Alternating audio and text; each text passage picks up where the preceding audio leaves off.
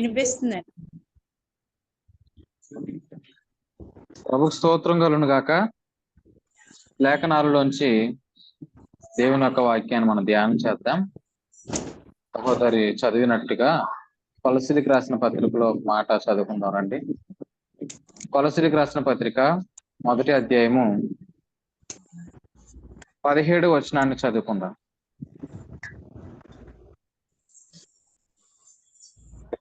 కొలసీలకు రాసిన పత్రిక 1వ అధ్యాయం 17వ వచనం.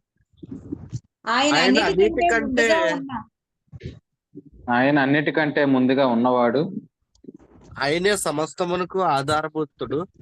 ఆయనే సమస్తమునకు ఆధారభూతుడు. ప్రభుకు నామానికి మహిమ కలుగును గాక. చూడండి, ఆయన అన్నిటికంటే ముందుగా ఉన్నవాడు, ఆయనే సమస్తమునకు ఆధారభూతుడు అనే విషయాన్ని చూస్తాం. చూడండి, అన్నిటికంటే ఆయన ఎలా ఉన్నాడంటే ముందుగా ఉన్నాడు. చూడండి, ఆయనే సమస్తానికి ఆధారభూతుడు. ప్రభువైన యేసుక్రీస్తు గురించి మాట్లాడుతూ ఆయన ముందుగా ఉన్నవాడు అనే విషయాన్ని ఆయన ప్రాముఖ్యంగా తెలియజేస్తున్నారు అనమాట. యేసుక్రీస్తు ముందుగా ఉన్నవాడు. ఆయన ఎంత ముందుగా ఉన్నాడు? అన్నిటికంటే ముందుగా. 1వ అధ్యాయము 1వ వచనము. ఆది యందు వాక్యం ఉండెను, వాక్యం దేవుని వద్ద ఉండెను, వాక్యము దేవుడే. అంటే అన్నిటికంటేనంటే ఆయన సృష్టి కంటే ముందుగా ఉన్నవాడు. సృష్టి కంటే ముందుగా ఆయన ఉన్నవాడని ఎలా చెప్పొచ్చు అంటే, కింద చెప్పాడు, కలిగి ఉన్నది ఏది ఆయన లేకుండా కలగలేదు అనమాట. అంటే సమస్తాన్ని కలిగించిన ప్రభు ఆయనే కాబట్టి కలిగించేవాడు ఆయన ముందుగా ఉన్నాడనే విషయాన్ని తెలియజేస్తున్నారు అనమాట. మీరు కూడా ఆలోచన చేయండి ప్రభునందు పిల్లరా. ఆయన ముందుగా ఉన్నాడు. ఎందుకు ఆయన ముందుగా ఉన్నాడు అని అంటే, నిజంగా ఆయన అన్నింటిలో కూడా ముందుగా ఉన్నాడు. ఆయన ముందుగా ఉండేటట్లు కూడా దేవుడే అతన్ని హెచ్చించినట్టుగా మనం చూస్తున్నాం. మీరు చదివితే 18వ వచనం చదివితే,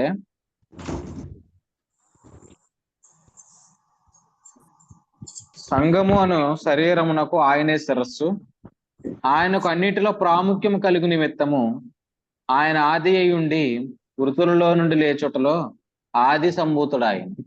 చూడండి, ఆయన సంఘము అను శరీరమునకు ఆయనే శిరస్సు, ఆయనకు అన్నిటిలో ప్రాముఖ్యము కలుగు నిమిత్తము. ఆయనకి ఏం కలగాలి? అన్నిటిలో ప్రాముఖ్యత కలగాలి. చూడండి, దేవుడు ఏమి ఆలోచించాడంటే, చూడండి, అన్నింటిలో ఆయనకు ప్రాముఖ్యత కలగాలి. ప్రాముఖ్యత అంటే ఏంటంటే ప్రయారిటీ కలగాలి. చూడండి, ప్రథమ ఫలముగా ప్రభు ఉండాలని దేవుడు ఆలోచన చేశాడు. ఎందుకు ఆయన ప్రథమ ఫలముగా ఉండాలని దేవుడు కోరుకున్నాడు? ఎవరైనా చెప్పగలుగుతారా? ఎందుకు ఆయన ముందుగా ఉన్నాడు? ఎందుకు ఆయన ఆలోచన ఆది సముద్రగా ఆయన నుంచాడు? మనం బైబిల్ గ్రంథాన్ని ధ్యానం చేస్తే ప్రభు మనతో మాట్లాడుతున్న విషయాలు చూద్దాం రండి. ఎఫెసీయులకు రాసిన పత్రిక 1వ అధ్యాయము 6వ వచనాన్ని చదువుకుందాం. ఎఫెసీ పత్రిక 1వ అధ్యాయం 6వ వచనం.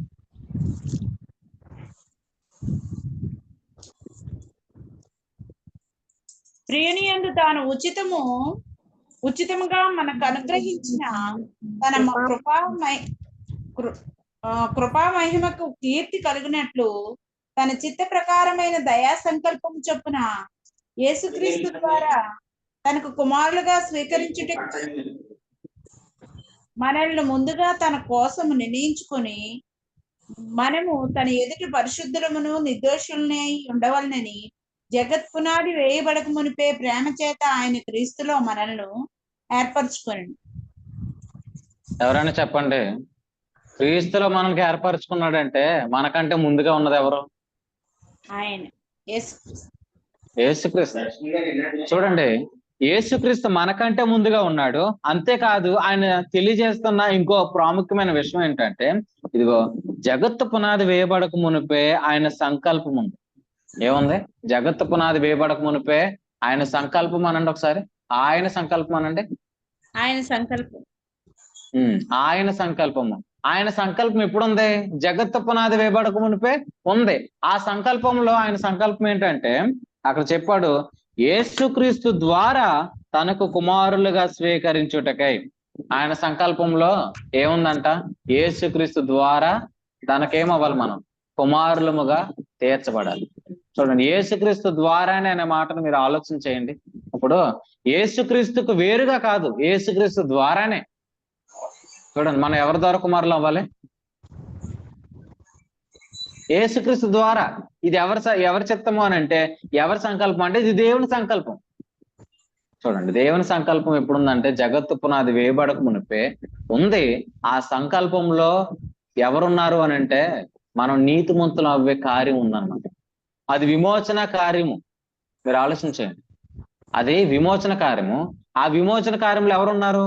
మనం అందరం ఉన్నాం. మనం అందరం ఎలా ఉన్నాం అని అంటే ప్రేమ చేత ఆయన మనల్ని ఏర్పరచుకోవడమే కాదు, ఆయన కాలం పరిపూర్ణమైనప్పుడు మనం రావాల్సిన ఏర్పాటు కూడా ఉందండి. చూడండి, ఈ వాక్యాన్ని బట్టి మీరు ఆలోచన చేయండి. ఎందుకు ఆయనను దేవుడు ముందుగానే సిద్ధపరచుకున్నాడు, ముందుగానే ఏర్పాటు చేశాడంటే ఆయన ద్వారా దేవుడు ఒక కార్యాన్ని జరిగించాలనుకుంటున్నాడు. అది ఎవరి పక్షాన అంటే మనందరి పక్షాన. ఎవరి పక్షాన? మనందరి పక్షాన. దేవుడు ఎప్పుడు ప్రేమించాడు చూడండి. ఆదిలో ఉన్నది ఏంటంటే ఆయన ప్రేమే. చూడండి, అది ఆ ప్రేమ మనల్ని ఏం చేస్తుందనంటే యేసుక్రీస్తు ద్వారానే మనం దేవునికి కుమారులు అవ్వాలని దేవుడు అనుకున్నాడు. యేసుక్రీస్తు ద్వారానే. ఎందుకనంటే అందుకే ఆయన్ని దేవుడు ముందుగా అన్నింటిలో కూడా ఆయనకు ప్రాముఖ్యత కలగజేశాడు అన్నమాట. ఈ సృష్టిని కూడా దేవుడే, యేసుక్రీస్తు ప్రభుల వారే చేయడం జరిగింది. మీరు చూడండి, ఇప్పుడు ముందుగా ఉంటే బెనిఫిట్స్ ఎలా ఉంటాయి? ఇప్పుడు మీరు రేషన్ ఇచ్చే దాంట్లో ముందు లైన్లో ఉన్నారనుకోండి, మీకు ఎలా ఉంటది? త్వరగా తీసుకుని త్వరగా వెళ్ళిపోతారనమాట మీరు, అంతే కదా? ఎక్కడికన్నా ముందు సీటు దొరికింది అనుకోండి, ఎంత ఆనందంగా ఉంటది. అంటే కొన్నిసార్లు ముందుగా ఉండడం అనేది చాలా గొప్పగా ఉంటది అనమాట. ఎక్కడన్నా ఫంక్షన్ ఇచ్చేటప్పుడు కానీ ముందుగా ఉంటే ఎలా ఉంటది? మీరు కూడా ఆలోచన చేయండి. ముందుగుంటే త్వరగా అవుతుంది అనమాట. ముందుగుంటే ఏదైనా త్వరగా జరుగుతుంది అనమాట. మీరు కూడా జూమ్ లో కూడా ముందుగా ఉంటే ఏం జరుగుతుంది?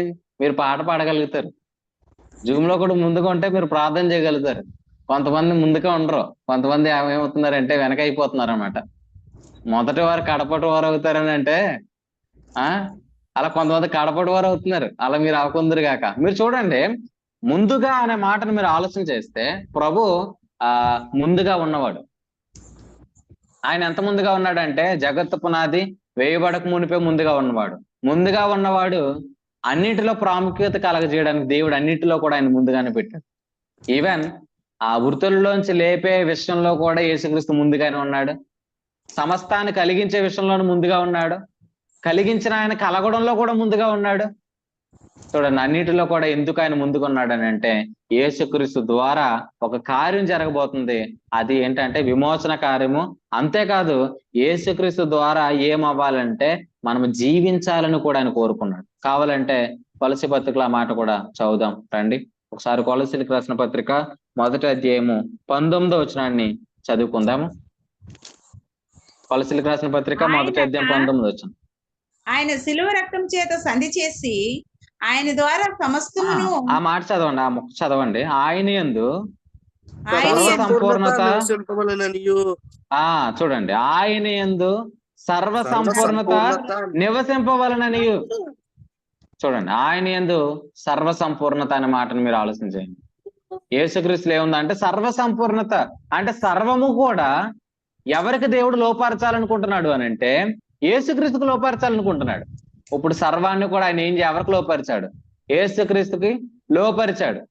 ఇప్పుడు సర్వం ఎక్కడుంది? యేసుక్రీస్తులో ఉంది. యేసుక్రీస్తులో సర్వం ఎందుకు ఉంది అని అంటే యేసుక్రీస్తు ద్వారా ఎవరైతే కుమారులుగా తీర్చబడతారో ఆ సర్వము వారు స్వతంత్రించుకోవడం. చూడండి, ఆయన యందు సర్వము ఎందుకుంది? ఎవరైతే ఆయన కుమారులకి చెప్పండి, మీరు మధ్య ఆగిపోతున్నారు ఏంటండి? చెప్పండి సార్ మీరే. ఎందుకో చూడండి, సర్వ సంపూర్ణత ఆయన ఎందుకుందానంటే ఇదిగోండి, సమస్త జనులు కూడా ఆయన ద్వారానే నీతిమంతులు అవ్వగలుగుతారు కాబట్టి. చూడండి, ఆయనకి వేరుగా నీతి లేదు, ఆయనకి వేరుగా జీవము లేదు. చూడండి, ఆయన ద్వారానే మనం నీతిమంతులు అవ్వాలనేది ఎవరి సంకల్పం? దేవుని అనాదికాల సంకల్పము. ఆ సంకల్పాన్ని బట్టే దేవుడు ఏం చేశాడు తెలుసా? అన్నిటిలో కూడా ఆయనకు ప్రాముఖ్యత కలగజేయడమే కాదు, సమస్తము కూడా క్రీస్తుకు లోపరిచాడు. ఆయన సర్వాధికారి అయిన దేవుడు అనమాట. ఇప్పుడు యేసుక్రీస్తు ఎవరు? సర్వాధికారి అయిన దేవుడు. సర్వాధికారి అయిన దేవుడి దగ్గర ఏముందంటే సర్వము ఉంది. ఇప్పుడు క్రీస్తులో ఉన్న సర్వము ఎవరికి అని అంటే మనది. ఎవరైతే ఆయన ఎందుకు విశ్వసించారో వారందరూ కూడా దానికి వారసులు అవడానికి అదంతా కూడా ఎవరి ఎందుకు పెట్టాడని అంటే ఆయన ఎందు. చూడండి, ఆ సమస్తానికి వారసులు ఎవరు? ఎవరైతే ఆయన ద్వారా నీతిమంతులు అవుతారో వారిదే. క్రీస్తులో ఉన్న సర్వసంపూర్ణత ఎవరిదే? ఇప్పుడు చెప్పండి.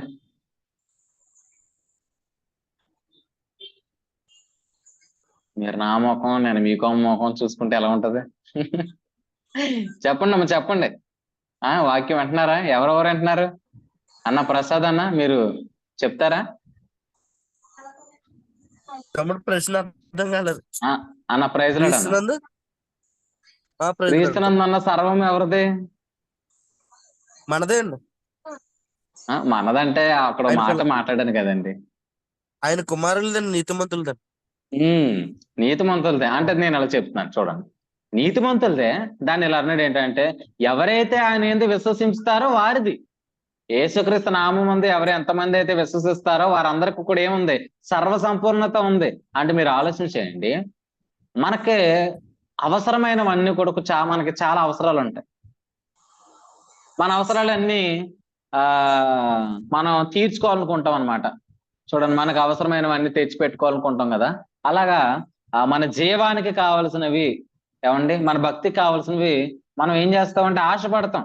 ఇది నాకు ఉండాలి కదా, ఇది నాకు కావాలి కదా అని కొన్ని ఆలోచిస్తాం కదా. నేను ఎలా అంటున్నాను, సర్వము కూడా ఇప్పుడు ఎవరు ఎందుకు పెట్టాడు అంటే యేసుక్రీస్తు నందు పెట్టాడు అనమాట.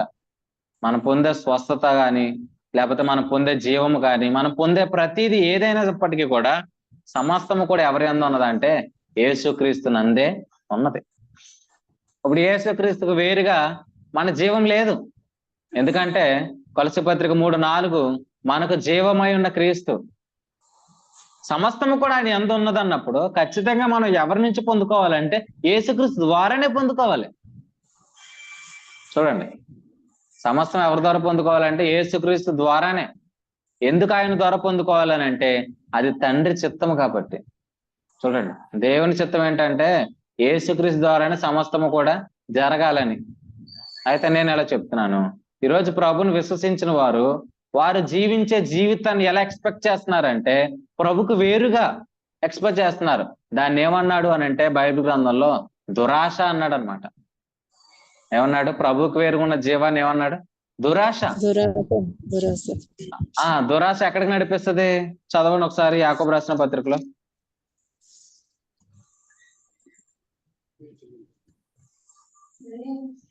యాకోబు రాసిన పత్రిక 1వ అధ్యాయము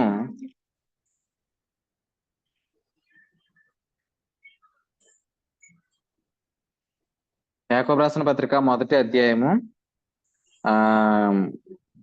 14 వచనం చదవ 15 వచనం చదవండి. తమ్ముడు, దురాశ గర్భము ధరించి పాపమును కనగా పాపము పరిపక్వమై మరణమును కనెను. చూడండి, దురాశ గర్భము ధరించి ఏంగంటదంట? పాపమును కనను, పాపం పరిపక్వమై మరణమును కనను. అంటే దురాశ అంటే ఏంటి? క్రీస్తుకు వేరుగా జీవితాన్ని వెతకడమే, క్రీస్తుకు వేరుగా మన జీవితాన్ని ఎక్స్పెక్ట్ చేయడమే, క్రీస్తుకు వేరుగా మనం దేన్నైతే అపేక్షిస్తున్నామో ఆ జీవితాన్ని ఏమన్నాడు అంటే అది దురాశ. దురాశ ఏం చేస్తుందంట? దురాశ గర్భము ధరించి పాపమును కనను, పాపం పరిపక్వమై మరణమును కనను. చూడండి, ఈరోజు చూడండి, కొంతమంది వాక్యం వెనకపోయినా సరే మేము బ్రతుకుతామనేటటువంటి ఒక ఆలోచనలో ఈరోజు జీవిస్తున్నారు. ఆ ఆలోచన ఏ ఆలోచన అంటే అది దురాశ.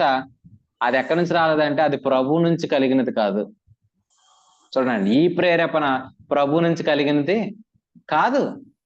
మీరు కూడా ఆలోచన చేయని ప్రేమ దేవుని వాళ్ళారా, నిజంగా దేవుని వలన కలిగేది ఆశ వేరు, దురాశ అనేది వేరు ప్రేమ దేవుని వాళ్ళ. అది దేవుని నుండి కలిగినది కాదు అనే విషయాన్ని మనం ఇప్పుడు కూడా ఆలోచన చేయాలి. కావాలంటే ఒక మాట మీరు చదవండి.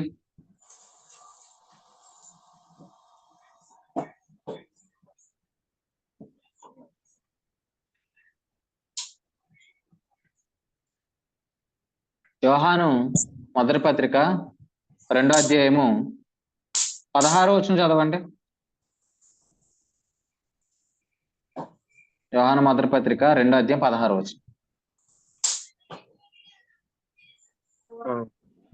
లోకములో ఉన్నదంతయు అనగా శరీరాయు, నేత్రాశియు, జీవపు దమ్మమును తండ్రి వలన పుట్టినవి కావు, ఇవి లోక సంబంధమైనవే. చూడండి, లోకంలో ఉన్నదంతయు అనగా శరీరాశయు, నేత్రాశయు, జీవపుడంబము తండ్రి వలన పుట్టినవి కావు, అవి లోక సంబంధమైనవి. దురాశ అంటే ఏంటంటే అది దేవుని వలన కలిగేది కాదు అనే విషయాన్ని చెప్తున్నాడు. చూడండి, దురాశ అంటే ఏం చెప్పాను? యేసుక్రీస్తుకు వేరుగా జీవితాన్ని ఎక్స్పెక్ట్ చేయడమే. చూడండి, ఈరోజు చాలా మంది వాక్యం వినకుండా బ్రతుకుతున్నారంటే అర్థం ఏంటంటే వారు క్రీస్తుకు వేరుగా జీవితాన్ని అపేక్షిస్తున్నారు. క్రీస్తుకు వేరుగా వారు మంచిగా బ్రతకాలను కోరుకుంటున్నారు. కానీ ప్రభువులు అంటున్నాడు ఏంటంటే అది దేవుని వలన కలిగినది కాదు. చూడండి, దేవుని వలన కలిగినది మన జీవితంలో మేలు కలగజేయగలదు. మనిషి వలన కలిగినది ఏంటంటే మనిషికి ప్రయోజనమైనది కాదనమాట. మనిషి చేసేది మనిషికి మేలును కలగజేయదు. చూడండి, ప్రభుకు వేరుగా మనం సంపాదించే ధనము మనకి ఏం చేయదనంటే మనకి సంతృప్తినివ్వదనమాట. ప్రభుకు వేరుగా మనం సంపాదించే ధనం ఏం చేస్తుంది? ఖచ్చితంగా మనకు తలనొప్పిని తీసుకొస్తుంది అనమాట. చూడండి, కొంతమంది ఏంటంటే ధనాపేక్షలు పడి చాలా టెన్షన్ లో పడిపోతూ ఉంటారు అనమాట. చాలా కొంతమంది ఏంటంటే వచ్చే పెన్షన్ కూడా వడ్డీలకి తిప్పుతూ ఉంటారు అనమాట కొంతమంది. మీరు కూడా ఆలోచన చేయండి ప్రభువుని దేవుని వారలారా. చాలా ప్రభువులు అన్నారు కదా, నీ ధనం ఎక్కడ ఉండునో నీ హృదయం అక్కడ ఉండును. కొంతమంది వాక్యం వింటున్నట్టు ఉంటారు కానీ వారి మనసాకు ఉందా ఎక్కడ ఉంటదంటే ఇంకా ఏదో చెయ్యాలి అనేటటువంటి మనసు మీద ఉంటది అనమాట. వీళ్ళందరూ కూడా వాక్యం వినరనమాట. వీళ్ళందరూ ఏ నేలను పోలిన వారు ఉంటారంటే యేసుక్రీస్తు అన్నారు కదా, వాళ్ళందరూ కూడా ముండ్ల తొప్పలను పోలిన నేల వాళ్ళు ఉంటారనమాట. వాళ్ళలో కూడా విత్తనాలు పడిన ఏమవుతాయి తెలుసా? వారు ధనమోసమైన ఐహిక విచారాల చేత నింపబడి ఆ ఆశలన్నీ కూడా ఏం చేస్తాయనంటే వాక్యాన్ని అణిచివేస్తాయన్నమాట. చూడండి, ప్రభుకు వేరుగా మనం సంపాదించేది మన జీవితంలో ఏం కలగజేయలేకపోతుందనంటే ఖచ్చితంగా అది మనకు మేలు కలగజేయలేకపోతుంది. కానీ క్రీస్తు ఏంటంటే ఆయన మేలు, ఆయన రాబోవు మేలు. మీరు కూడా ఆలోచన చేయండి, ప్రభుకు వేరుగా మనం ఎక్స్పెక్ట్ చేసే దానిని దురాశ అంటున్నాడు. ఈరోజు దురాశలలో నిండిపోతే అది మనల్ని నడిపించే గమ్యస్థానం ఎక్కడిగానంటే అది మరణానికే. చూడండి, అది ప్రార్థనా పరులుగా ఎదగడానికి ఏం పనిచేయదు. అది దురాశ కలిగింది అనుకోండి, ప్రభుకు వేరుగా మనం జీవిస్తున్నప్పుడు ఖచ్చితంగా ప్రార్థనలో సన్నగిలిపోతాం. దురాశలలో మనం జీవిస్తున్నప్పుడు ఖచ్చితంగా వాక్యం వినడం పట్ల మనకి నిర్లక్ష్యం వస్తుంది. దురాశల మనం కలిగి జీవిస్తున్నప్పుడు ఖచ్చితంగా ఆరాధన కూడా మనం ఏం చేస్తామనంటే మానేసుకుంటాం అన్నమాట. ఎప్పుడు మానేసుకుంటాం అనంటే దురాశ ఏంటి? ఆ దురాశ అనంటే ప్రభుకు వేరుగా కూడా నేను జీవించగలనేటటువంటి ఒక తాత్పర్యం. కానీ ప్రభువులు అంటున్నాడు ఏంటో తెలుసా? మీరు చదవండి, అదే యాకోబు రాసిన పత్రిక 1వ అధ్యాయము 16వ వచనం.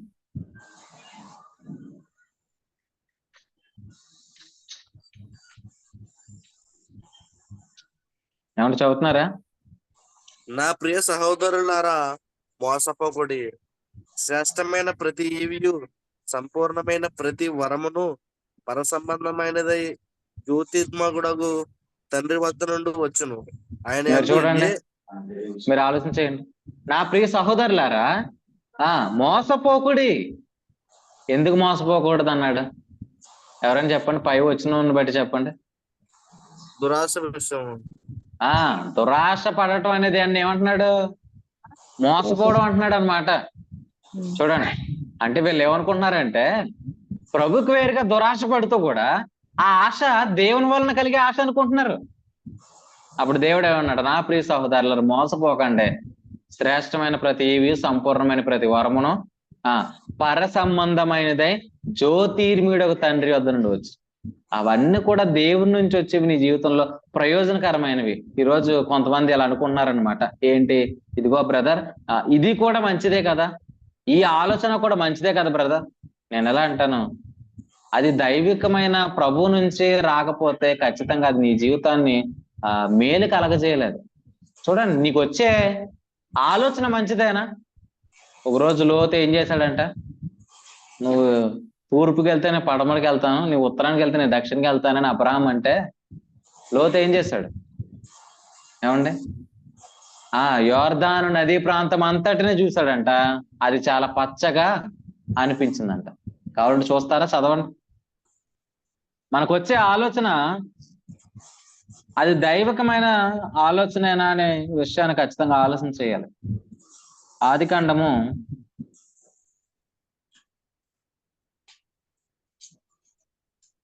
11 మీరు చదవండి. ఆదికాండము 13వ అధ్యాయము 14వ వచనం చదువుకుందాం. 13-14. లోతు అబ్రహామును విడిచి పోయిన తర్వాత యెహోవా, ఇదిగో నీ కన్నులెత్తి నీవు ఉన్న చోట నుండి ఉత్తరపు తట్టు, దక్షిణపు తట్టు, తూర్పు తట్టు, పడమర తట్టును చూడుము. ఎందుకనగా నీవు చూచుచున్న ఈ దేశమంతటిని నీకున్న నీ సంతానముకును సదాకాలం ఇచ్చేదను. చూడండి, పైన మనం చదువుకుందాము. 11వ వచనం చదవండి ఒకసారి. 10 లోతు తన కన్నులెత్తి యోర్దాను ప్రాంతం అంతటిని చూచెను. యెహోవా సొదొమ గొమొర్రా అను పట్టణములను నాశనము చేయక మునుపు సోయారుకు వచ్చే వరకు అదంతయు యెహోవా తోట వలెను ఐగుప్తు దేశములను నీళ్లు పారు దేశమై ఉండెను.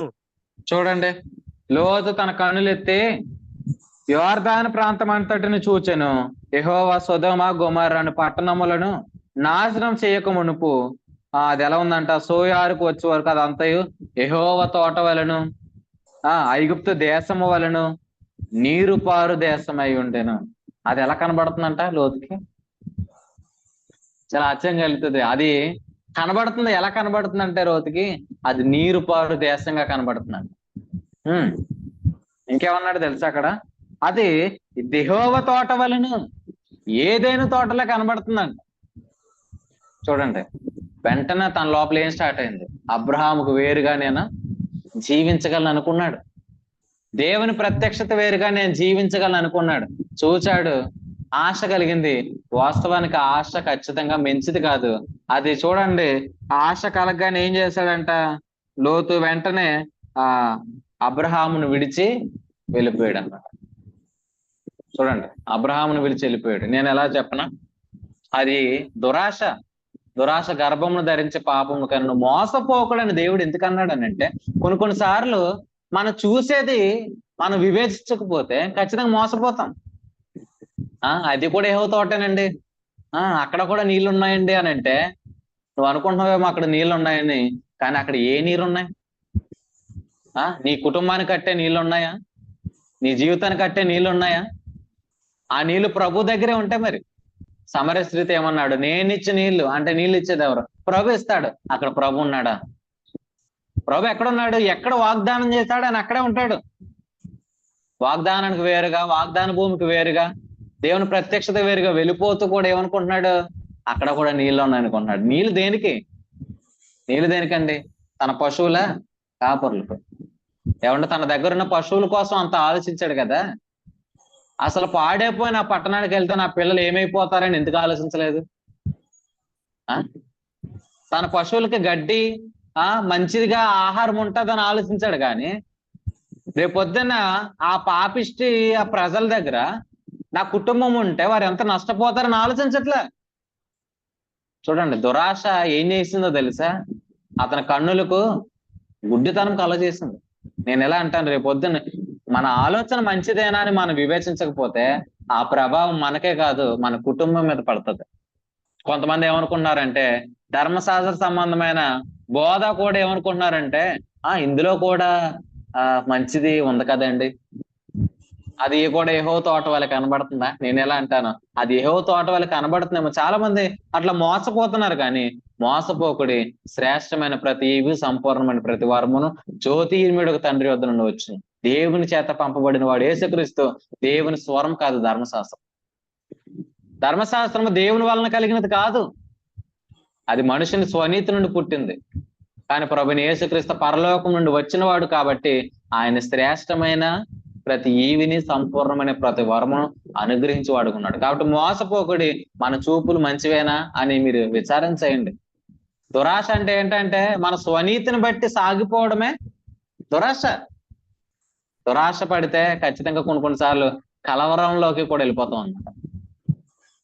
బైబిల్లో ఆహాబు అనే రాజు ఏం చేశాడంటే నాబోతు ద్రాక్షవల్లిని ఆశించాడు అనమాట. పాపం నాబోతు ఏంటి, నా తాత దగ్గర నుంచి వచ్చింది ఆస్తి అయితే నేను ఇవ్వను అంటున్నాడు. మొండు పట్టు పెట్టి కూర్చున్నాడు.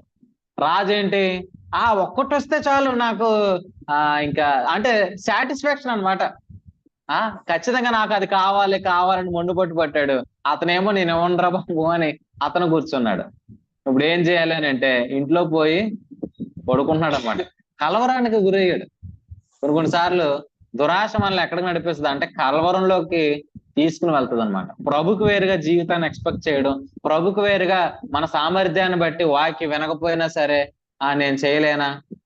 నిజంగా నేను అలా అంటున్నాను, ఆయన స్వరానికి వేరుగా ఆయన వాగ్దానికి వేరుగా మనం ప్రయాణం చేస్తే అది ఖచ్చితంగా మనకి మేలుకరమైంది ఖచ్చితంగా కాదు. కావాలంటే చూడండి, దురాశను బట్టి మనం వెళ్ళిపోతే ఏం జరుగుతుందో తెలుసా? చూడండి ఒకసారి యాకోబు పేతురు రాసిన పత్రికలో పేతురు గారు మాట్లాడుతున్నారు. ఎందుకంటే ఈయన ఎక్స్పీరియన్స్ అన్నమాట. ఆయన ఏ ఎక్స్పీరియన్స్ చేస్తాడో అది కూడా చెప్తాను. కాబట్టి ముందుగా ఆయన ఏం చెప్తున్నాడు చదవండి. పేతురు గారు రాసిన మొదటి పత్రిక 1వ అధ్యాయము, రెండో పత్రిక 1వ అధ్యాయము 4వ వచనము చదవండి. 4వ వచనము, దురాశ అనుసరించడం వలన అక్కడి నుంచి చదవండి ఎవరైనా. వాక్యం వినండి, మీకు అర్థమవుతుందండి. వాక్యం విన్నవారికి ఇది మేలు కలగజేయును గాక. ఆమె చెవులు గలవాడు ఆత్మ చెప్పుచున్న మాట వినును గాక. ఇప్పుడు చదవండి. పేతురు గారు రాసిన 2వ పత్రిక 1వ అధ్యాయము 4వ వచనంలో దురాశను అనే మాట నుంచి చదవండి. దురాశను అనుసరించటం వలన లోకమందున్న భ్రష్టత్వమును ఈ వాగ్దానముల మూలముగా మీరు తప్పించుకొని. చూడండి, దురాశను అనుసరించటం వలన లోకమందున్న భ్రష్టత్వం అన్నాడు. దురాశను అనుసరిస్తే ఎక్కడికి వెళ్ళిపోతున్నాం మనం? లోకమందున్న భ్రష్టత్వంలోనికి. కొన్నిసార్లు చూడండి, మనం వాళ్ళ వంటి వారం కాకూడదు. కొంతమంది పక్క వారిని రక్షించడానికి మనం వాళ్ళం అయిపోయాం అనుకోండి, దాన్ని ఏమంటున్నాడు, అది ప్రభుకు వేరుగా చేయడం అనేది కాదు. అది కూడా కొంతమంది అలా అనుకుంటారు. ఏమనుకుంటారు, ఆ బ్రదర్ని నేను విడిపించాలంటే నేను అతని వంటి వాడిని కావాలేమో అనుకుంటున్నారు. కానీ నేను ఎలా అంటాను, మనం అతని వంటి వారం ఎప్పటికీ కాలం. అవిశ్వాసికి విశ్వాసికి పొంతు లేదు, వెలుగుకో చీకటికి సంబంధం లేదు, క్రీస్తుకు బెలియాలతో ఏమి సంబంధం అన్నాడు. అంటే మనం వాళ్ళ వంటి వారం కాదు, వాళ్ళు మన వంటి వారు కావాలి. చెప్పండి, ఎవరి వంటి వారు కావాలి? మనం అన్ని జనుల వాళ్ళు వంటి వారు కాకూడదు, వారు మన వంటి వారు కావాలి. అంటే దాన్ని ఎలా చెప్తున్నాడు, దురాశను అనుసరించడం వల్ల మనం ఎక్కడ పడిపోతున్నాం అంటే లోకమందున్న భ్రష్టత్వం. ఆ భ్రష్టత్వంలో మనం ఏం చేయాలంటే వాగ్దానాన్ని స్వతంత్రించుకోవాలి. అంటే వాగ్దానాన్ని స్వతంత్రించుకోలేని జీవమే శాపం. చూడండి, శాపం అంటే ఏంటి? వాగ్దానాలను లేని జీవమే. చూడండి, శాపం అంటే ఏం కాదు, నీ దగ్గరికి వర్తమానం రాకపోవడమే శాపం. నువ్వు వినడం కాదు శాపం, అసలు నీ దగ్గరికి వింటున్నా నీ దగ్గరికి వర్తమానం రావట్లేదంటే ఆల్రెడీ నువ్వు ఎక్కడున్నావు? ఆల్రెడీ నువ్వు భ్రష్టత్వంలో ఉన్నావు. అసలు ఆయన వర్తమానం రాకపోతే నిజంగా మాట చెప్పనా, మీ దగ్గరికి ఏం రావట్లేదు తెలుసా? ఆశీర్వచనం రావట్లా, వాగ్దానం రావట్లా. దాన్ని ఏమన్నాడు తెలుసా? అసలు అబ్రహాముకి లోతు విడిచిపెట్టిన తర్వాత అబ్రహాం దగ్గరికి వెంటనే ఏమొచ్చేసింది? ఆయన ప్రత్యక్షత వచ్చింది, కానీ లోతుకి ఏం రాలేదు, ప్రత్యక్షత రాలేదు. చూడండి, లోతుకి ప్రత్యక్షత రాలేదు. దేవుడు కూడా నేను ఎలా చెప్తున్నాను, నీ జీవితాన్ని గురించిన ప్రత్యక్షత ఆయన నీకు ఇస్తాడు. లోకమందున్న భ్రష్టత్వానికి సంబంధించిన వాళ్ళు మనం కాదు కాబట్టి మనం ప్రభుకు వేరుగా ఆశిస్తే మనం ఏం నష్టపోతున్నామంటే ఆయన వాగ్దానం నష్టపోతున్నాం.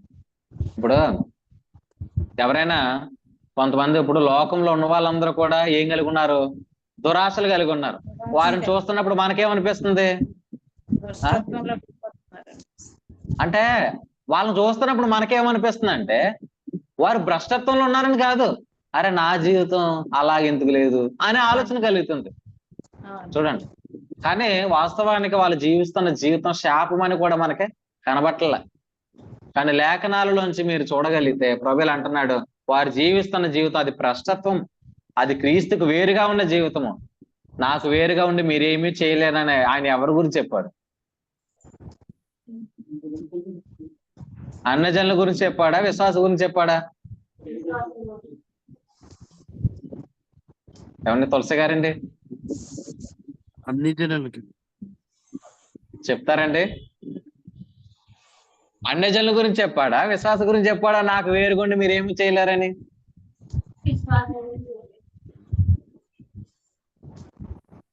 దేవునికి మహిమ కలుగును గాక. చెప్పండి, ఆయనకి మహిమ కలుగుతుంది మీరు చెప్తే. అందుకే ముందుగానే అన్నాను, విశ్వసించి చెప్పండి. 10 మంది కుష్ఠరోగులు ఒక్కడైనా వచ్చాడు, ఇక్కడ ఉన్న వాళ్ళు ఎవరైనా ఒక్కరు చెప్పినా చాలు. అన్ని జనులు తమ్ముడు, అన్ని జనులు అంటున్నారు ఏంటండి? అన్ని జనులు కాదండి, అది విశ్వాస గురించి. ఎందుకంటే సంఘాన్ని శిరస్సు, ప్రభు శిరస్సు సంఘానికి మాత్రమే. చూడండి, అన్ని జనులకు మీరు ఆలోచన చేయండి, అన్ని జనులకు కాదు అది. ఎవరైతే క్రీస్తునందు ఉన్నారో వారు మాత్రమే దేనికి ఎలిజిబుల్ అంటే క్రీస్తులో ఉన్న సర్వసంపూర్ణతకు. క్రీస్తులో ఉన్న సర్వసంపూర్ణత ఎవరికి? క్రీస్తునందు విశ్వసించిన వారికి మాత్రమే. క్రీస్తునందు విశ్వసించిన వాడు ఏమయ్యాడు? శిరస్సు అయ్యాడు. చూడండి, ఎవరైతే మనం ప్రభునందు ఎవరైతే విశ్వసించారో వారికి శిరస్సు ప్రభువే. అంటే మీరు ఆలోచన చేయండి, నాకు వేరుగా ఉండి మీరు ఏమీ చేయలేరు అన్నారంటే ఏంటి? ఇప్పుడు నాకు వేరుగా నా చెయ్యి ఉంటుందా? ఎందుకు ఉండదండి? జయలక్ష్మి గారు బాగా చెప్తారు, ఎందుకంటే ఆవిడ నర్సు కదా. ఏమంటే ఇప్పుడు చెప్పండి, నాకు వేరుగా చెయ్యి ఉంటే ఏం జరుగుతుందండి? ఆ చెయ్యి పని చేయదు. ఎందుకంటే డ్యూ టు కారణం ఏంటి? కారణం ఏంటంటే there is no circulation of blood. రక్త ప్రవాహం అనేది అక్కడ ఉండదు. చూడండి, నా చెయ్యి పని చేయడానికి కారణం ఏంటంటే రక్తం అనేది ప్రవహించడం ద్వారానే బాడీలోకి ప్రతి పార్ట్ కి కూడా రక్తం ఏమవుతుంది? ప్రసారం చేయబడుతుంది. ఇప్పుడు నా చెయ్యి ఇలా పనిచేస్తుందంటే కారణం ఏంటో తెలుసా? నా చేతికి బ్లడ్ పంప్ అవుతుంది. ఎప్పుడైతే ఈ చెయ్యి అనేది వేరైపోయిందో ఇప్పుడు ఏమవుతుంది? బ్లడ్ అనేది సర్క్యులేట్ అవ్వదు. నేను కూడా అలా అంటున్నాను, ప్రభుతో నీకు సంబంధాన్ని నువ్వు వేరైపోతే ప్రభులో ఉన్న పోషణ నీ దగ్గరికి రాదు. ప్రభులో ఉన్న సంబంధము నువ్వేమవుతున్నావు అంటే సంబంధం ఉంది కానీ సంబంధానికి వేరుగా నువ్వు బ్రతకడమే. ఆలోచన చేయండి ప్రవణత వాళ్ళు. ఆయన ప్రత్యక్షత మనకు కావాలి, ఆయనకు వేరుగా మనం బ్రతకలేమండి. ఏమండి, ఆయన అన్నాడు కదా, మనం ఆయన యందు ఊపిరి కలిగి ఉన్నాము, చలించున్నాము, ఉనికి కలిగి ఉన్నాము అన్నాడు అపోస్తల కార్యముల గ్రంథంలో 17వ అధ్యాయంలో. అంటే ఆయన యందు ఊపిరి కలిగి ఉన్న మనం ఆయనకు వేరుగా ఎలా బ్రతకగలుగుతాం? ముఖ్యంగా మనకు శిరస్సుగా ఆయన ఉన్నాడు, ఆయనకు వేరుగా మనం జీవించలేం. కానీ ఇలా అంటానేంటో తెలుసా, ఆయనకు వేరుగా జీవితాన్ని ఒకవేళ ఎక్స్పెక్ట్ చేస్తున్నామని అంటే ఖచ్చితంగా ఆయన వాక్యాన్ని వినకపోవడమే. దురాశ అంటే ఏం కాదండి. దురాశ అంటే ఏమనుకుంటున్నారు? ఆయన ఇచ్చే సందేశాన్ని కోల్పోవడమే దురాశ. ఆయన ప్రత్యక్ష దూరంగా వెళ్ళిపోవడమే దురాశ. మీరు అట్లా వెళ్ళిపోకుందరు గాక. ఆమేన్. ఖచ్చితంగా ఆయన మిమ్మల్ని ఖచ్చితంగా ఈ సహవాసంలో పెట్టాడు. ఇలా అన్నాడు బోయాజు రూతుతో, ఈ పొలమును విడిచి పోవద్దమ్మా అన్నాడు. ఎందుకన్నాడు? ఎందుకంటే నువ్వు యవనురాలివి, వేరొక పొలంలో నీకు ఏరుకొని పోవద్దు, ఈ పొలంలో నీకేముంది? క్షేమం ఉంది. నేను యవనస్తులకు ఆజ్ఞాపిస్తాను, వారు నీ దగ్గరికి చేరకుండానట్లు. ఈ పొలంలో క్షేమం ఉంది, ఈ పొలంలో నీకు దొరికే ఆహారం ఉంది, ఈ పొలంలో నీకు ప్రొటెక్షనే కాదు, ఈ పొలంలో ఏముంది, నీకు నెమ్మది కూడా ఇక్కడే ఉంటది. ఇదిగో నా పని వారితో భోజనం చేయి, వారు తాగు ఆ నీళ్లు నువ్వు త్రాగు అన్నాడు. అంటే మీరు ఆలోచన చేయండి, మన ప్రభు మనకు అనుగ్రహిస్తుంది ఏంటంటే ఆయన యొక్క పొలము, ఆ పొలంలో ఏముంది, సర్వసంపూర్ణత. ఆ సర్వసంపూర్ణత ప్రభు మనకు వారసులుగా చేశాడు. అందుకే ఇలా అంటున్నాడు, ఆ పొలమును విడిచి నువ్వు పోవద్దు. ప్రభు నీతో కూడా ఇలా చెప్తున్నాడు, వాక్యాలు కోల్పోవద్దు. కడవరి కాలంలో ప్రభు నిన్ను ఎంత ప్రేమించాడు అనంటే, కరుణా సంపన్నుడుగా నీ పట్ల ఎంత కనికరం గలవాడుకున్నాడంటే ఆయన ప్రతి దానిని నీకు తెలియపరుస్తున్నాడు. ఒకరోజు పేతురు గారు చేసిన విషయం ఏంటో చూసి మనం ముగించుకుందాం. చూడండి ఒకసారి యోహాను సువార్త 21వ అధ్యాయము. యోహాను సువార్త 21వ అధ్యాయము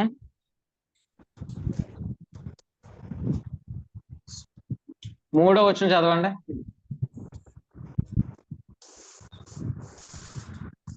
సీమోను పేతురు, నేను చేపలు పట్టబోదునని వారితో అనగా, వారు మేమును నీతో కూడా వచ్చేదమన్నది. వారు వెళ్లి ధోని ఎక్కిరి గాని ఆ రాత్రి ఏమీ పట్టలేదు. సూర్యోదయం కాన్ఫరెన్స్ లో ఉన్న వాళ్ళు వాక్యం అంటున్నారండి. ఓకే, ప్రభు స్తోత్రం కలిగిన కాక వాక్యమేనండి. చూడండి యోహాను సువార్త 12వ అధ్యాయము 3వ వచనంలో మనం ఏం చూస్తున్నాం అంటే, సీమోను పేతురు నేను చేపలు పట్టబోదునని వారితో అనగా, వారు మేమును నీతో కూడా వచ్చేదమనిది. వారు వెళ్ళి ధోని ఎక్కిరి గాని ఆ రాత్రి ఏమీ పట్టలేదు. చేపలు పట్టడం మంచిదేనండి వలస గారు? చేపలు పట్టడం మంచిదేనండి?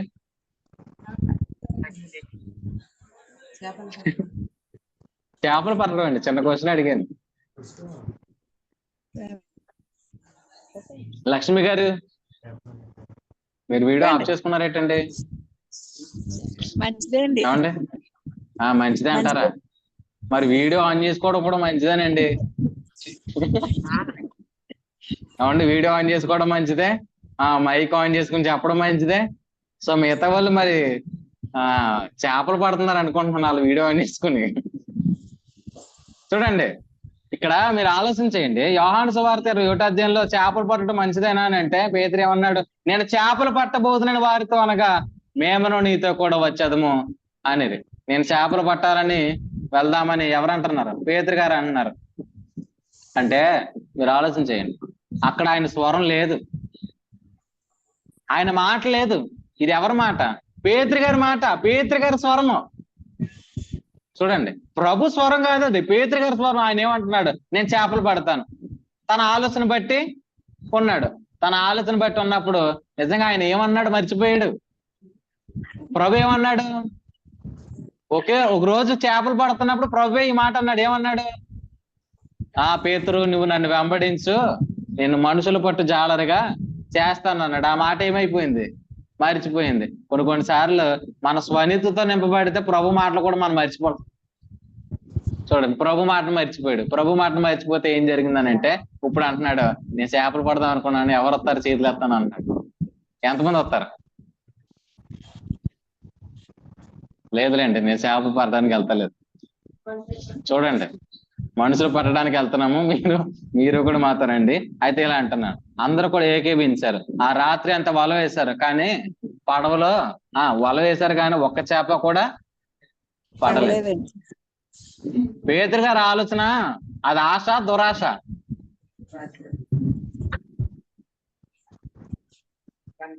చెప్పండి. పేతురు గారి ఆశ దురాశ, ఆశ? దురాశ. ఎవరన్నారు? దురాశ అని అన్న వాళ్ళు ఎందుకు దురాశ చెప్పుదురు కాక చెప్పండి. దురాశ అన్న వాళ్ళు ఎందుకు దురాశ? అంతే చెప్పండి అన్న. ప్రభు చెప్పిన మాట మర్చిపోయింది. ఆయన తన స్వనీతిని ఆధారం చేసుకుని వల వేయడానికి వెళ్ళాడండి. Very good. తో పాటు శిష్యులను కూడా తీసుకెళ్ళాడండి. ప్రభుకే మహిమ కలుగును గాక. చూడండి ఇందాక దురాశ అంటే ఏమన్నా తెలుసా? ప్రభుకు వేరుగా జీవితాన్ని ఎక్స్పెక్ట్ చేయడమే. ప్రభుకు వేరుగా జీవితాన్ని ఎక్స్పెక్ట్ చేయడం అంటే ఏంటి? ఆయనకి మాట వేరుగా నువ్వు ప్రయాణం సాగించడమే. ఆయన మాట ఏమన్నాడు? నిన్ను మనుషులు పట్టు జాలరుగా ఆయన చేస్తాను అన్నాడు. కానీ ఇప్పుడు పేతురు ఏం చేస్తున్నాడు? ఆయన మాటకు వేరుగా నేను చేపలు పడతా. అక్కడ మనుషులు చేపలు పడతావని అంటే ఇక్కడేమన్నాడు? నేను చేపలు పడతామని అంటున్నాడు. ఆయనకి వేరుగా దురాశ వచ్చింది. ఆ దురాశ ఏం చేసింది తెలుసా? అక్కడ చెప్పాడు, అక్కడ ఏం జరిగింది? ఒక్క చేప కూడా పడల. ఒక్క చేప కూడా పడతాం. నేను ఎలా అంటాను, దురాశతో మీరు వెళ్ళిపోయి మీరు లక్షలు సంపాదించేసిన ఖచ్చితంగా అది మీకేం చేయదో తెలుసా? ప్రయోజనకరమైనది కాదు. నేను ఎలా అంటాను, ఆయన ఏం చెప్తున్నాడు మీరేనండి. ఎందుకంటే మీ మేలును విచారించేవాడు ప్రభువే. మీ మేలు విచారించేవాడు, మీకు వాక్యం చెప్పే సేవకుడే. మీ మేలును విచారించేవాడు పరలోకంలో మీ పక్షాన్ని యాజకుడు ఉన్న మీ జీవమే. మీ జీవమైన క్రీస్తే మీ మేలేంటే విచారణ చేస్తున్నాడు. ఆయన ఏమన్నాడు తెలుసా? నా స్వరము వినుడి, నా గొర్రెలు నా స్వరం వింటాయి, మీరు విందురుగాక. ఎందుకంటే మనం అందరం ఆయన గొర్రెలు. మీరు కూడా ఆలోచన చేయండి. పేతురు గారి ఆలోచన ఖచ్చితంగా మంచిది కాదు. కానీ తర్వాత ఏం జరిగింది? 4వ వచనం చదవండి.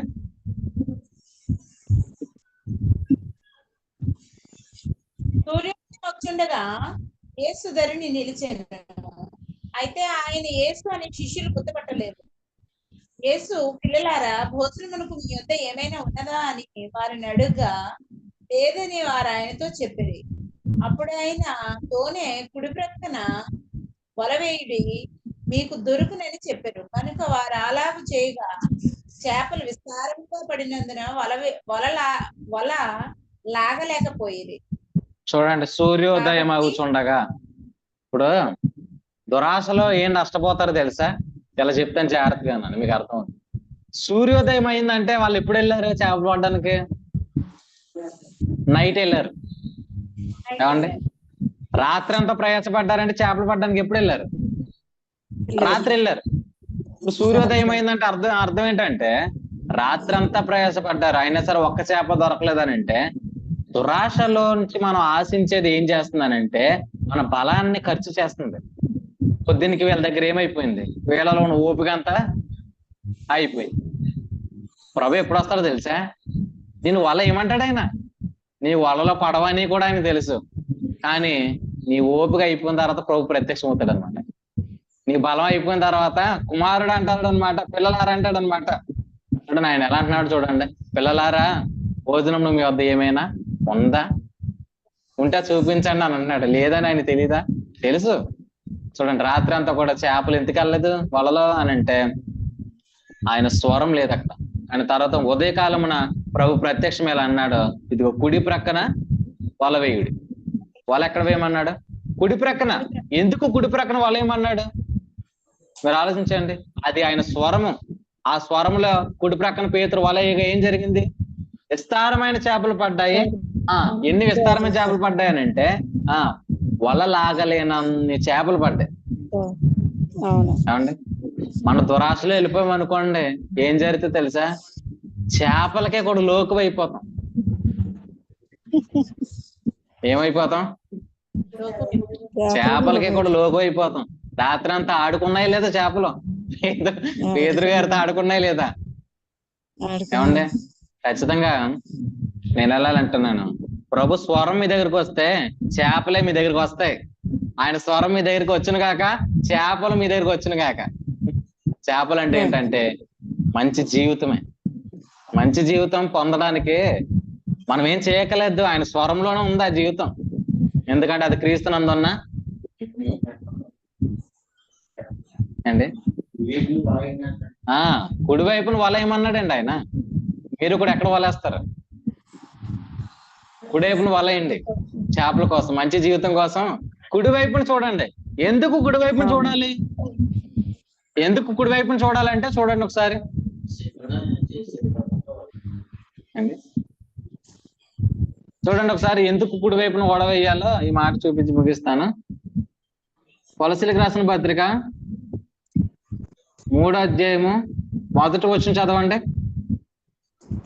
కుడివైపున ఎందుకు వల వేయమన్నాడంటే, మీరు క్రీస్తుతో కూడా లేపబడిన వారైతే పైనున్న వాటిని వెతుకుడి, అక్కడ క్రీస్తు దేవుని కుడిపార్శ్వమున కూర్చుని ఉన్నాడు. ఎడం పక్కన ఉన్నాడు, కుడి పక్కన ఉన్నారు ప్రభు.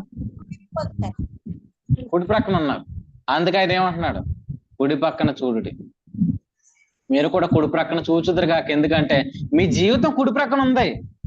ఆ కుడి ప్రక్కన ఉన్న జీవితం మీకు ఎప్పుడు కనబడుతుంది అని అంటే ఆయన స్వరం ద్వారా. ఆయన స్వరం మీ దగ్గరకు వచ్చినప్పుడు మీ జీవితం ఎక్కడ కనబడుతుంది? ఆయన స్వరం వచ్చినప్పుడు మీరు ఎక్కడ వల వేయాలో మీకు అర్థమవుతుంది. చూడండి, మీరు ఎక్కడ వల వేయాలో ఎప్పుడు అర్థమవుతుంది అంటే ఆయన మీతో ఏం మాట్లాడుతున్నాడు అన్న దాన్ని బట్టి. కొంతమంది దగ్గర స్వరం లేదు కనుక వాళ్ళ 4 దిక్కులు వేసేస్తున్నారు అనమాట. వాళ్ళ ఎన్ని దిక్కులు వేసినా సరే ఏ చేపలు లేవు. చూడండి, వారి ధనము సిల్లు సంచులో వేసినట్టుంది. ఏమన్నా దుప్పటి కప్పుకున్నా చలి ఆగుకున్నది, ఆకలి భోజనం చేసినను ఆకలి తీరకున్నది, పానం చేసిన దప్పికి తీరకున్నది. వారి అనుభవాలు అట్లా ఎందుకు అయిపోతున్నాయి అంటే వారు దురాశను అనుసరించి. దురాశ అంటే ఏం లేదు, కట్టాల్సిన మందిరం కట్టకుండా ఆ ధనాన్ని వీళ్ళు ఇండ్లు కట్టుకోవడానికి వాడారు. ఆ ధనం అంతా ఏమైందంటే సిల్లు సంచులో వేసినట్టు అయింది. నిజంగా ఇలా చెప్తున్నాను, ప్రభులో మీ జీవితం చాలా గొప్పగా ఉంది. అది 153 గొప్ప చేపలతో నింపబడి ఉంది. ఆయన స్వరములో అది ఉందన్నమాట. ఆయన స్వరం మీ దగ్గరకు వచ్చినప్పుడు మీరు ఎక్కడ చూస్తారు? కుడి ప్రక్కన చూస్తారు. కుడి ప్రక్కన ఏముంది? కుడి ప్రక్కన ఎవరున్నారండి? తులసి గారు, కుడి ప్రక్కన ఎవరున్నారండి? ఏమండి? క్రీస్తు. చెప్పండి, కుడి ప్రక్కన క్రీస్తు ఉన్నాడు అనండి. క్రీస్తున్నాడండి కుడి పక్కన. కుడి ప్రక్కన క్రీస్తున్నాడు. Very good. ఆ క్రీస్తు ఎవరు తెలుసా? 4వ వచనం చదవండి.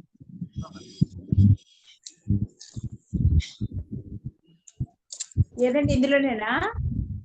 అందులోనేనండి. చూడండి, ఇప్పుడు క్రీస్తు ఎవరు? జీవమై ఉన్నారు. మనకు జీవము అంటే మన జీవితం ఎక్కడ ఉంది? కుడి ప్రక్కన ఉంది. కుడి ప్రక్కన ఉన్న జీవితం ఎవరిదని అంటే మనది మాత్రమే. చూడండి, మీ జీవితం ఎక్కడ ఉంది? కుడి ప్రక్కన ఉంది. మీ కుడి ప్రక్కన ఇప్పుడు ఏమున్నా లేకపోయినా మీ జీవితం మాత్రం కుడి ప్రక్కన ఉంది. ఆ కుడి ప్రక్కన ఎవరున్నారంటే ప్రభు ఉన్నాడు. ప్రభు వైపుకు నువ్వు ఎప్పుడు చూడగలుగుతావనంటే ఆయన స్వరం నీ దగ్గరికి వచ్చినప్పుడు. కాబట్టి మీ దగ్గరకు వస్తున్న స్వరాన్ని మీరు కోల్పోవద్దు. కాబట్టి మోసపోకుడి, శ్రేష్టమైన ప్రతి ఈవి సంపూర్ణమైన ప్రతి వర్మను జ్యోతిర్ముడగు తండ్రి వద్ద నుండి వచ్చు. నీ హృదయంలో పుట్టే ఆలోచన కూడా మంచిది కాకపోవచ్చు, కానీ ప్రభు నీతో మాట్లాడిన మాట మంచిది. ఆయన నీ హృదయం కంటే అది కూడా ఉన్నాడు. కాబట్టి మంచివి ఖచ్చితంగా నీకు ఇస్తాడు. కాబట్టి దురాశలలో ఏం లేదని అంటే మన జీవితం లేదు, కానీ ఆశ పడటం అనేది ఉంది. ఎక్కడ అని అంటే ప్రభులో ఉంది. ఖచ్చితంగా మీ ఆశ నిరాశ కాదు, ఆశ గల ప్రాణమును ఆయన తృప్తిపరుస్తాడు. మీరు ఏం ఆశపడుతున్నారో అది ఇంకా ఎక్స్పెక్ట్ చేయండి. నేను ఎలా అంటాను, ఎంత గొప్పగా ఎక్స్పెక్ట్ చేస్తారో అంత గొప్ప ఎక్స్పెక్ట్ చేయండి. అడుగు వాటన్నిటికంటే, ఊహించే వాటన్నిటికంటే అత్యధికంగా చెయ్య శక్తి గలవాడు మన దేవుడు. హల్లెలూయా. చూడండి, అడుగు వాటన్నిటికంటే, ఊహించే వాటన్నిటికంటే అత్యధికంగా చేయగలిగిన దేవుడు. నిజంగా నేను అలా అంటున్నాను. మీరు అప్పుల బాధల్లోనే ఎక్స్పెక్ట్ చేయండి. ఎందుకంటే ఆయన ఆ శక్తి గలవాడు. మీరు ఏ సిచ్యువేషన్ లో ఉన్నా ఇలా ఎక్స్పెక్ట్ చేయండి. ఏంటనంటే ఆయన శక్తి గలవాడు. అడుగు వాటిని ఊహించే దానికన్నా కూడా ఆయన గొప్పవాడుగా ఉన్నాడు అనమాట. కాబట్టి మీరు ఊహించండి, మీ జీవితం చాలా గొప్పగా ఊహించండి. మీ పిల్లల భవిష్యత్తు ఎంత గొప్పగా ఉండబోతుందో మీరు ఊహించండి. మీరు ఊహించిన దానికన్నా దేవుడు చాలా గొప్పగా చేస్తారు. కాబట్టి మీరు ఊహించండి, ఖచ్చితంగా అది మీ జీవితంలో జరిగించిన కాక. ప్రభువులో ఊహ అనేది ఉంది కానీ ఆశ ఉంది కానీ ఏం లేదు, దురాశ లేదు. దురాశ అంటే ఏంటంటే ప్రభుకు వేరుగా మనం ఏది చేసినా అది దురాశే. దురాశ గర్భమును ధరించి పాపమును కనును, పాపం పరిపక్వమే. మరణమును కనును, మీరు మరణమునకు చెందిన వారు కాదు, జీవమునకు చెందినవారు. కాబట్టి కుడి ప్రక్కన మీ మనసు పెట్టుడి, కుడి ప్రక్కనే వలవేయుడి. 153 గొప్ప చేపలతో మీరు నింపబడుదురు గాక. ఆమె ప్రార్థన చేస్తాం. పరలోకమందున మా దేవ, వందనాలు. ఈ స్వరమును మాకు అనుగ్రహించున్న మా దేవ, కుడి ప్రక్కన చూడమన్నావు. కుడి ప్రక్కన ఉన్న జీవం మా జీవమని, కుడి ప్రక్కన ఉన్న వారము మేమని, దేవ మా ప్రభు నీవని, దేవ మేము ఎరిగి జీవించడానికి సర్వ సంపూర్ణత క్రీస్తునందు ఉన్నది. ఆ క్రీస్తు అందున్న ఆ సర్వ సంపూర్ణత క్రీస్తునందు విశ్వాసులైన వారు కానీ, క్రీస్తునందు ఉన్నవారికని మీరు తెలియజేశారు. నీకు వందనాలు ప్రభు. అబ్రహాము ఆశీర్వచన దేవ తండ్రి, మేము ఆ యొక్క దేవా శ్వాసమునకు మమ్మల్ని వారసులుగా చేశారు, నీకు వందనాలు. ఆయన ఆది సంభూతుడై ఉన్నాడు ప్రభా, ఆయన ముందటి వాడే ఉన్నాడు ప్రభా. మా జీవితాన్ని అన్ని విధాల నింపడానికి ఆయన మాకంటే ముందుగా పరలోకంలో ఉండి మా పక్షాన్ని యాజకత్వం చేస్తున్నాడు నా తండ్రి. అన్నిటిలో ప్రాముఖ్యత కలుగు నిమిత్తము ఆయనను నీవు హెచ్చించావు నా తండ్రి. ఆయన ఎట్టివాడుగా చేసావు, మమ్మను ఈ లోకంలో అట్టివారుగా చేసావు ప్రభా. దేవ తండ్రి, జ్యోతిర్మయుడు తండ్రి నుండి సమస్తాన్ని పొందుకోవడానికి మీ కృప సమృద్ధిగా మేడలు విస్తరించమని, వర్తమానమైన నీ ప్రియ బిడ్డలందరినీ కూడా దీవించి ఆస్వాదించమని, మా ప్రాణ ప్రియుడు మా ప్రియ రక్షకుడు అని యేసుక్రీస్తున్నాము నీ ప్రార్థన అడివేడుకుని ప్రార్థిస్తున్నాను మా ప్రియ పరలోకపు తండ్రి. ఆమేన్. అందరికి వందనాలు చెల్లించుకుంటున్నానండి. ఇప్పటివరకు శ్రద్ధగా వాక్యాన్ని మీ అందరికి వందనాలు. ప్రభు ఈ తలంపులు మీ హృదయంలో దీవించండి. ఒకరికొకరు వందనాలు చెల్లించుకుని పిమ్మట ఈ కొడుకు మనం ముగింపు చేసుకుంటాం. అందరికీ వందనాలు.